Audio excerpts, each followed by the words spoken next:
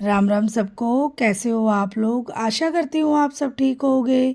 निधि channel में आप सबका स्वागत है। माघ मास चल रहा है और माघ मास में माघ महात्म सुनने का अति उत्तम महत्व है। और आज हम माघ महात्म के 19वें अध्याय का पाठ करेंगे। कथा को पूरा सुने, वीडियो को लाइक, चैनल को सब्सक्राइब करना बिल्कुल ना भूलें। आपके लाइक सब्सक्राइब से बहुत ज़्यादा हिम्मत मिलती है, तो वीडियो में अंत तक बने रहें। तो 19वें अध्याय का पाठ शुरू करते हैं। वह पांचों कन्याएं इस प्रकार विलाप करती हुई बहुत देर तक प्रतीक्षा करके अपने घर लौटे। जब घर में आई तो माताओं ने कहा कि इतना विलंब तुमने क्यों कर दिया? तब कन्याओं ने कहा कि हम किन्नरियों के साथ क्रीड़ा करती हुई सरोवर पर थी और कहने लगी कि आज हम थक गई हैं और जाकर लेट गई। वशिष्ठ जी कहते हैं कि इस प्रकार आशय को छुपाकर वह वीर्य की मारी पड़ गई। उन्होंने घर में आकर किसी प्रकार की क्रीड़ा नहीं की। वह रात्रि उनको एक युग के समान बीती। सूर्य नारायण के उदय होते ही वह अपने आप को जीवित मानती हुई माताओं की आज्ञा लेकर गौरी पूजा करने के लिए सरोवर पर आया। उसके आने पर कन्याओं ने वाह वाह किया।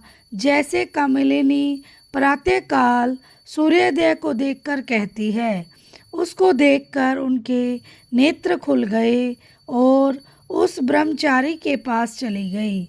आपस में एक दूसरे का हाथ पकड़कर चारों तरफ से उसको घेर लिया और कहने लगी कि मूर्ख, उस दिन तू भाग गया था, लेकिन आज भाग नहीं सकता। हम लोगों ने तुमको घेर लिया है। ऐसे वचन सुनकर बाहुपाश में बंधे हुए ब्राह्मण ने मुस्कुरा कर कहा, तुमने जो कुछ कहा सो ठीक ही है, परंतु मैं तो अभी विद्याभ्यास और ब्रह्मचारी हूँ। गुरुकुल में मेरा विद्याभ्यास भी पूरा नहीं हुआ है। पंडित जी को चाहिए कि जिस आश्रम में रहें उसके धर्म का पालन करें। इस धर्म आश्रम में मैं विवाह करना धर्म नहीं समझता। अपने व्रत का पालन करके और गुरु की आज्ञा पाकर विवाह कर सकता हूँ, उससे पहले नहीं कर सकता। यह बात सुनकर वह कन्याएं इस प्रकार बोली जैसे वैशाख मास में कोयल बोलती है। वह कहने लगी कि धर्म में अर्थ और अर्थ में काम और काम में धर्म के फल को प्रकाश होता है। ऐसा ही पंडित लोग और शास्त्र कहते हैं।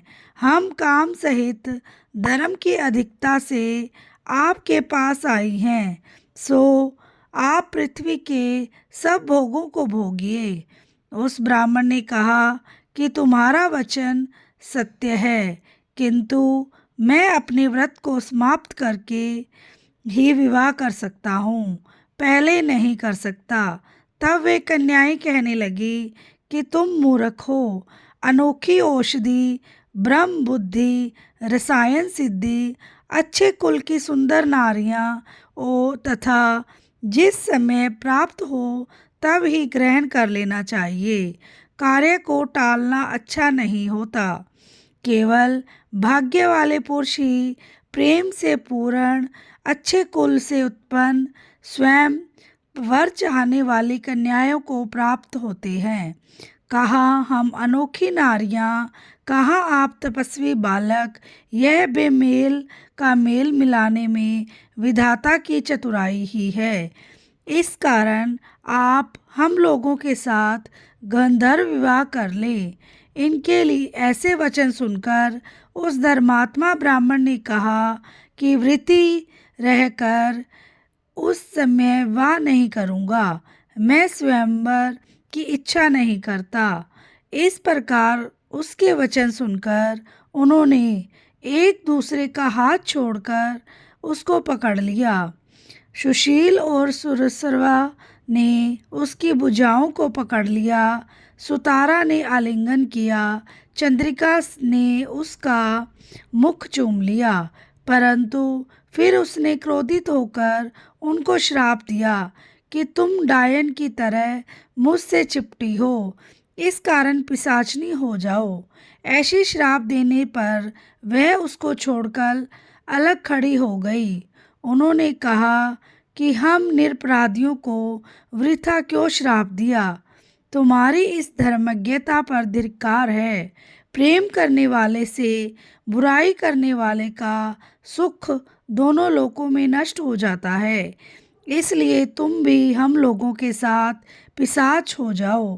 तब वे आपस के क्रोध से उस सरोवर पर पिशाच पिशाचनी हो गए और बस पिशाच पिशाचनी कठिन शब्दों से चिल्लाते हुए अपने कर्मों को भोगने लगे। वशिष्ठ जी कहने लगे कि हे राजन, इस प्रकार वह पिशाच उस सरोवर के इधर उधर फिरते रहे। बहुत समय पश्चात मुनियों में श्रेष्ठ लोमश ऋषि पौष शुक्ला चतुर्दशी को उस अछोत सरोवर पर स्नान करने के लिए आए।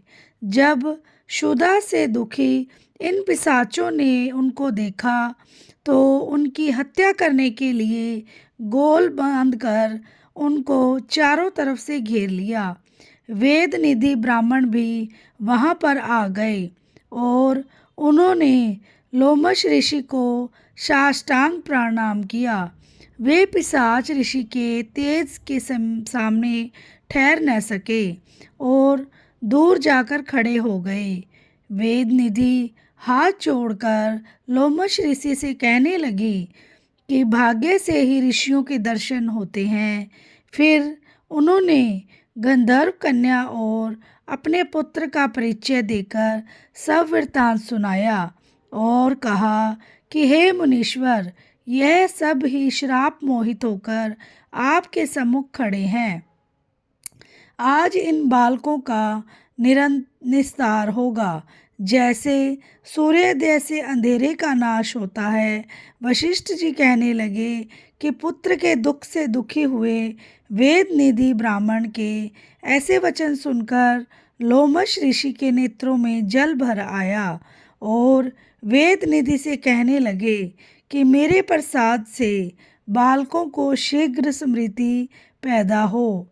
मैं उनका धर्म कहता हूँ, जिससे इसका आपस का ज्ञान विलीन हो जाएगा। बोलो श्री विष्णु भगवान की जय हो। और आपको मेरा अध्याय कैसा लगा ज़रूर बताना कमेंट बॉक्स में, और वीडियो को लाइक, चैनल को सब्सक्राइब करना ना भूलें। और कथा पूरी सुनने के लिए बहुत बहुत धन्यवाद। और कथा के अंत में हमें थोड़ा सा कीर्तन करना चाहिए।